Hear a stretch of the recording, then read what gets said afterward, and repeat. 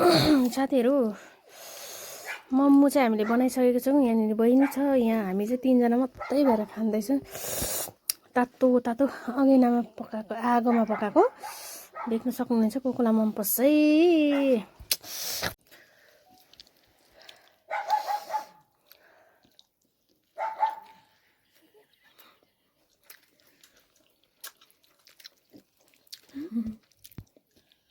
मिठो।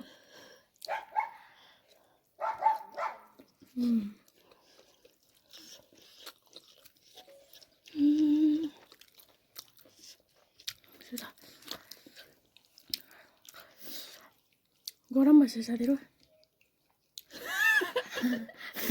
यो चाहिँ हाँस्दैछ पुरा।